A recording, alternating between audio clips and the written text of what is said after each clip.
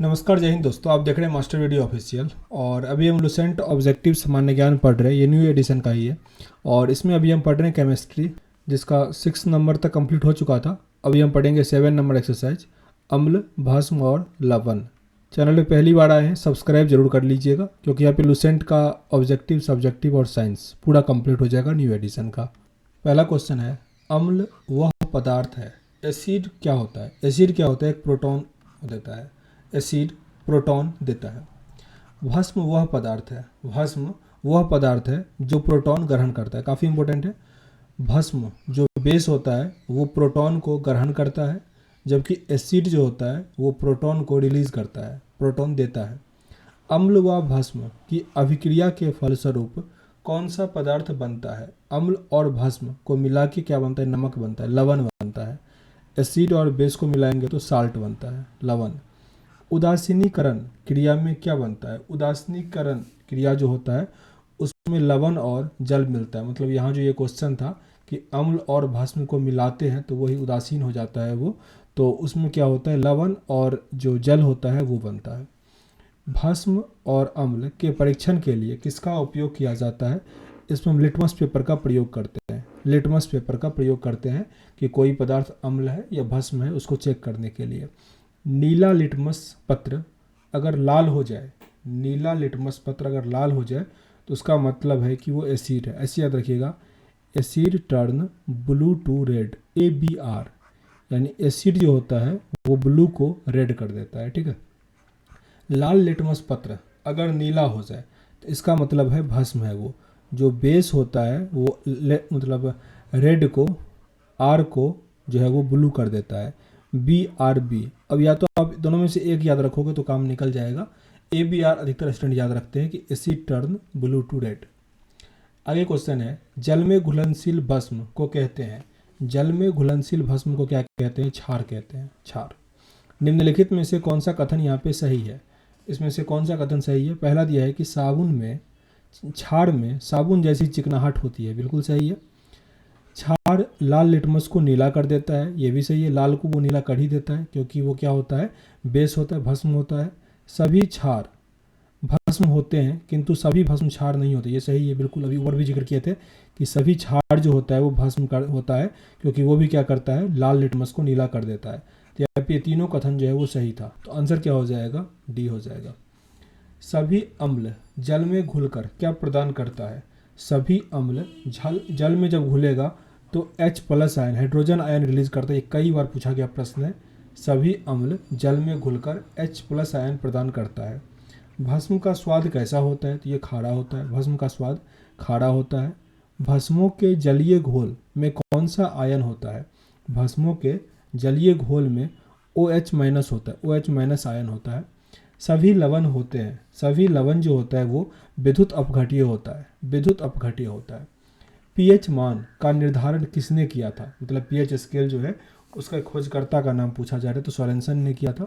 Sorensen. PH का full form भी कहीं कहीं पूछ देता है, तो इसका पावर ऑफ हाइड्रोजन होता है, and the position of hydrogen, the potential of hydrogen, जो भी आपके ऑप्शन में उस पर टिक कर लेना। लेकिन इसका खोज कौन किया था? सोरेनसन। जिसपे कोई पदार्थ एसिड है या बेस है उसका पता कर पाते हैं हम। इसमें 1 से लेकर 14 तक होता है, 7 बीच में होता है, ठीक ना। कई प्रश्न आते हैं कि 0 से लेकर 14 तक, तो नहीं, 1 से लेकर 14 तक होता है।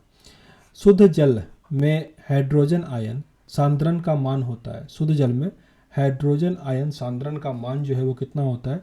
10⁻⁻7, 10⁻⁻7। अम्लीय घोल का पीएच मान कितना होगा? अगर कोई पदार्थ अम्ल है तो उसका जो पीएच है वो 7 से कम होगा।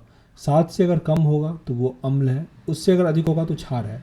अगर 7 हो गया तो उदासीन है, उदासीन। आगे क्वेश्चन है, क्षारीय घोल का पीएच मान होता है। क्षारीय घोल का पीएच मान जो होगा वो 7 से अधिक होगा। 7 से अधिक है तो क्षार, 7 से कम है तो अम्ल। उदासीन घोल का पीएच होता है 7 के बराबर होता है, 7 होता है उदासीन का। जैसे वर्षा का जल अगर पूरा साफ पानी हो तो उसका क्या होता है? 7 होता है। सभी अम्ल धातुओं की प्रतिक्रिया कर कौन सा गैस निकलता है? सभी अम्ल धातु प्रतिक्रिया करके कौन सा गैस निकालता है? तो हाइड्रोजन, हाइड्रोजन। ये सब क्वेश्चन, ये एक्सरसाइज ही काफ़ी इंपॉर्टेंट है, कई बार प्रश्न आए हैं ये सब। रक्त का पीएच मान कितना होता है? रक्त का पीएच मान 7.4 होता है, 7.4 होता है ब्लड का पीएच मान। दूध का कितना होता है? दूध का 6.6, कहीं कहीं 6.4 भी आपको मिलेगा, तो इसी के आसपास याद रखना है 6.6। हाइड्रोक्लोरिक एसिड एसिटिक अम्ल से अधिक शक्तिशाली क्यों होता है? जो हाइड्रोक्लोरिक एसिड होता है वो एसिटिक एसिड से अधिक पावरफुल क्यों होता है? क्योंकि यह H+ आयन उत्पन्न करने हेतु संपूर्ण आयनित हो जाता है, तो इसीलिए जो हाइड्रोक्लोरिक एसिड होता है वो पावरफुल होता है।